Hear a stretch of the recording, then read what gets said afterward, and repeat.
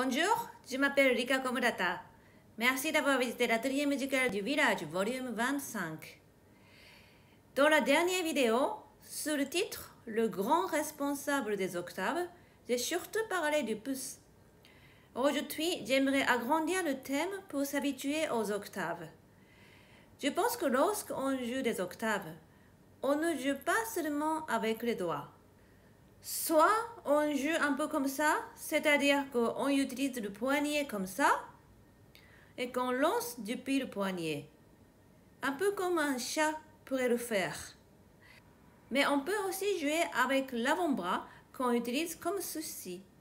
Ce sont deux manières possibles de jouer.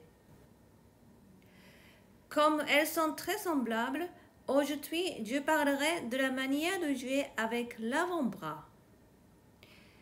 Ce dont nous allons parler maintenant, vous pourrez toujours l'appliquer au poignet. La première chose est de pouvoir laisser tomber par la gravitation le poids naturel de l'avant-bras. On laisse donc tomber le poids en ayant conscience qu'à la fin, le doigt utilise la vitesse transmise pour finalement attaquer le clavier. Grâce à l'élasticité du doigt, on peut rebondir dans le clavier et transférer l'énergie d'une octave à l'autre. Le premier travail que nous allons voir maintenant consiste à apprendre à laisser tomber le poids de l'avant-bras. Finalement, on doit laisser faire la gravitation. Remarquez que j'ai fermé le couvercle du piano. Je pense plus difficile de développer cette sensation de liberté du poids si la note bouge. Donc, essayons d'abord avec le couvercle fermé. La première étape consiste à laisser tomber le poids sur 5 doigts.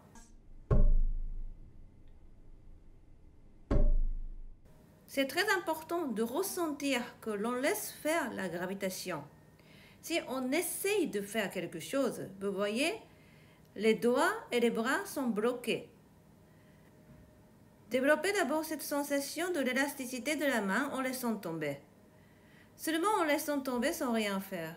Dès que vous avez l'impression que votre corps ressent bien cette décontraction élastique, alors on va essayer avec les octaves. Comme on joue avec pouce et 5, les autres doigts restent légèrement soulevés par rapport au couvercle. Ici, une chose très importante. Les doigts qui ne jouent pas ne doivent pas être tendus. Regardez. Si je joue en soulevant les doigts comme cela, tout le monde est bloqué. Je vous en ai parlé dans la vidéo 5. Vous avez deux muscles assez gros pour le pouce et le cinquième. Il faut les utiliser comme si vous vouliez prendre quelque chose par l'intérieur de la main. Grâce à ces muscles, on se tient la main et les doigts 2, 3 et 4 sont soulevés légèrement. Vous pouvez sentir qu'à l'intérieur de la main, il y a comme une arche. On peut dire aussi que l'on a l'impression de pouvoir mettre une balle. Avec ce soutien, cette arche, on laisse tomber le bras sur le pouce et le cinquième. Les doigts 2, 3, 4 sont légèrement soulevés. Il y a dans la paume de la main un espace et on ressent bien que les deux muscles des pouces et cinquième soutiennent la main. Encore une fois. Ceci est la bonne préhension. La mauvaise préhension, c'est, vous voyez, que tout est bloqué. Quand cette sensation est bien comprise et surtout bien enregistrée dans le corps, on peut ouvrir le couvercle et essayer avec la touche.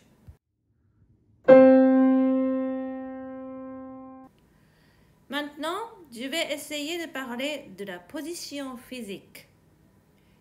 On doit laisser tomber le poids de l'avant-bras. Donc, le coude doit rester à côté du corps, dans une position naturelle. Si on sort les coudes comme ceci, il est impossible de laisser tomber le poids de l'avant-bras. Donc, on laisse le bras pendre le long du corps et on met les deux mains en face comme ceci. Nous avons vu que la clé pour jouer les octaves, c'est la légèreté du pouce.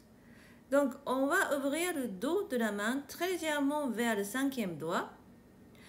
Regardez bien, voilà, comme cela. Encore une fois, depuis cette position, on ouvre un petit peu comme ceci. Comme cela, les deux pouces peuvent être actifs et très légers. Maintenant, voyons sur quelle partie du pouce on doit atterrir. Je vois souvent des pianistes qui essaient d'atterrir sur le côté, sur cette partie du pouce. Mais dans ce cas, le pouce est bien tendu. En fait, à côté de l'ongle, à peu près ici, sera plus naturel. On a vu que le mouvement naturel d'attaque du pouce par de la troisième phalange peut atterrir à peu près là. Le point d'atterrissage du pouce n'est pas là. Faites bien attention.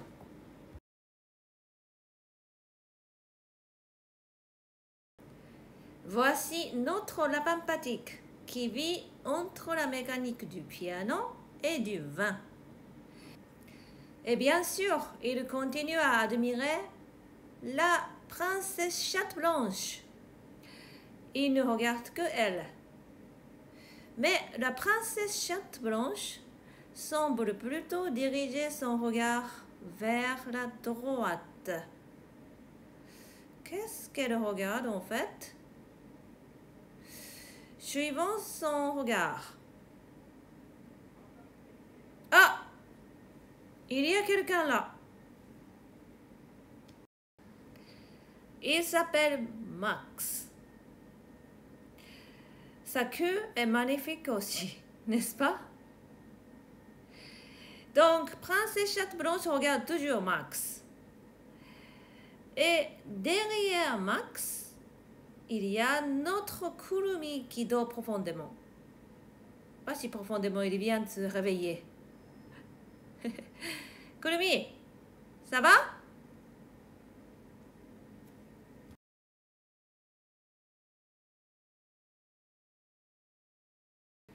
J'ai dit que pour les octaves, la légèreté du pouce était très importante. De plus, que pour pouvoir mieux alléger le pouce, il fallait légèrement pencher la main vers le cinquième. Surtout ne jamais pencher la main vers l'intérieur. Dans ce cas, le pouce est bien bloqué et les coudes sortis. Donc, il faut ouvrir un peu vers le cinquième doigt. Pour travailler la légèreté du pouce, on peut imaginer un exercice comme celui-ci. Un léger appui sur le cinquième et on accompagne vers le pouce comme ça.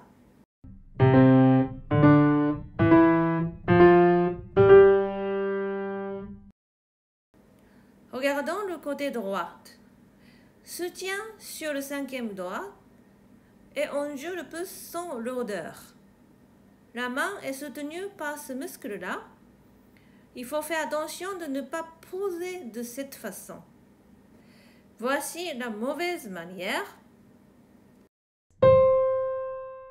Et voici la manière correcte, c'est-à-dire soutien par le muscle de cinquième.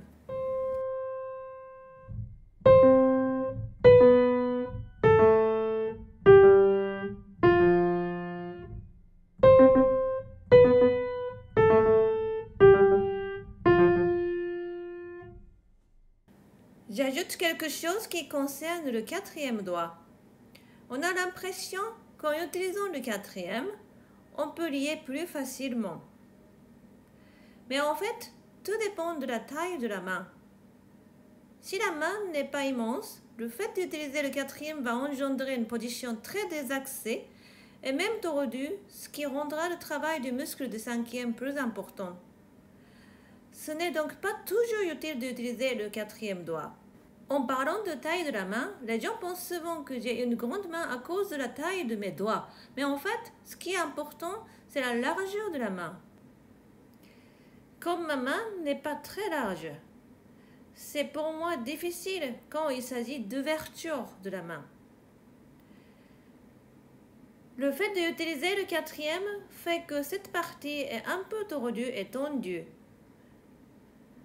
Dans ce cas, ce n'est pas très bon d'utiliser le quatrième. Donc, avant d'utiliser le quatrième, discutez bien avec votre main et vérifiez avec elle qu'elle peut prendre l'octave 1-4 naturellement. Chatouillez votre curiosité. Le compositeur Ravel aimait la virtuosité, un peu comme Liszt. Mais dans sa musique, on ne rencontre pas les octaves brillantes à la manière de Liszt. D'après M. Charles Rosen, il paraît que Ravel avait tendance à s'asseoir plus bas que le clavier, c'est-à-dire les coudes en dessous du clavier. Quand on est assis comme cela, c'est bien sûr très difficile de jouer des octaves à deux mains très rapides et très brillantes. Il semble que ce soit pour cette raison qu'il n'a pas écrit d'octaves rapides comme les fameuses Blitzoktaven de Liszt. J'ai trouvé cette histoire intéressante, c'est pour cela que je voulais vous en parler. Parmi les compositeurs, il y en a beaucoup qui étaient d'excellents pianistes, et c'est vrai que leur musique peut être influencée par leur propre technique. Merci d'avoir écouté jusqu'au bout. À la prochaine fois!